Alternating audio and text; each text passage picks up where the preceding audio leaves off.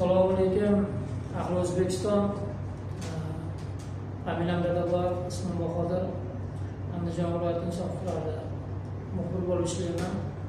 Mana hozirda Andijon viloyati Asaka tumani Yo'zovda qurilayotgan Ko'ksaroy to'g'risida ko'p muhokama, har gaplar, so'zlar chiqyapti. Shu to'g'risida murojaat bo'yicha yetib keldik. Mana Asaka qurilish, Ko'ksaroy qurilish rahbari. Assalomu alaykum. Hurmatli andijonliklar, asakaliklar. Men TXT Group kompaniyasining ijrochi direktori Quliyev Rahmon bo'laman. Bizni Asaka shahrida yangi boshlangan Ko'ksaroy turar joy majmuamiz bo'yicha turli xil savollar, gap so'zlar bor ekan. Shu masalada mana Bahodir aka keldilar. Hozir shu masala bo'yicha bafurcha gaplashib, ma'lum masalalar, savolli masalalarni ochiqchasiga hal qilib gaplashib olamiz. Hozirda mana qurilish jarayoni aslida qachondan boshlanadi? Qurilish jarayoni 2025-yilda qurilishga ruxsat beruvchi to'liq hujjatlar hammasi biz tomonimizdan tayyor qilindi. Kerakli davlat tashkilotlaridan barchasidan ruxsatnomalar, ruxsat beruvchi guvohnoma, ruxsatnomalar hammasi olindi. 5 kun, 6 kun yangi yil munosabati bilan dam bo'ldi. Ish boshlanmay qoldik. 2026-yil 5-yanvar kunidan ish boshlandi.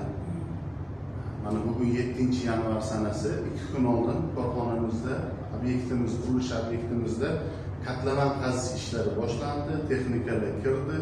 Hozir 3 ta blokimizda katlaman boshlandi. Parallelda ketma-ket hamma blokimizda birinchi etapda 15 ta tonna tagini katlamanni boshlaymiz. Parallelda hammasi birdaniga boshlandi. Hozirda odamlarga ko'proq savol bo'lyapti-da,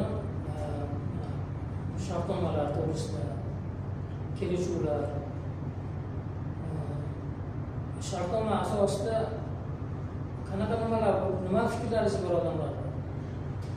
Shartnoma masalasida biz sotuvda ancha sal oldinroq boshlagandik. O'shanga odamlar qurilish qilmayapti yoki to'xtab qoldi, ish boshlamadi degan har xil shubha gumonlarga borayotgan bo'lishi tabiiy.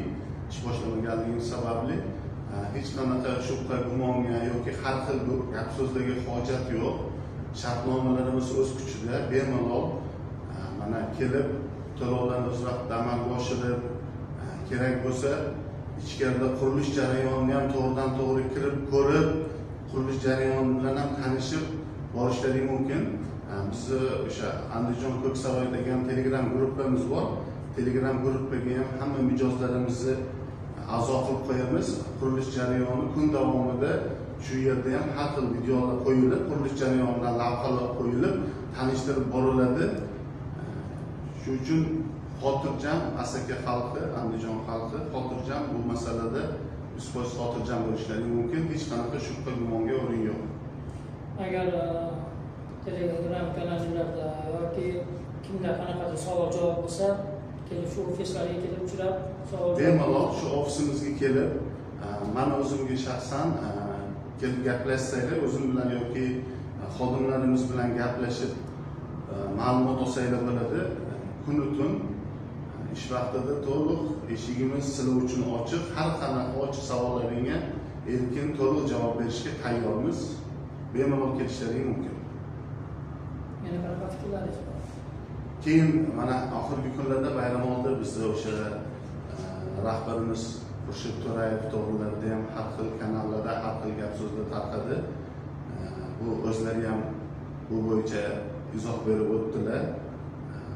Shuni yana qo'shimcha qilmoqchi edimki, respublikani 10 ta viloyatida bizning qurilish obyektlarimiz davom etmoqda. Bitgan obyektlarimiz bor, topshirilish arafasida bo'lgan obyektlarimiz bor. Bemalol masalan tanish bilish, qarindosh urug' yo oshna ohangidan yoki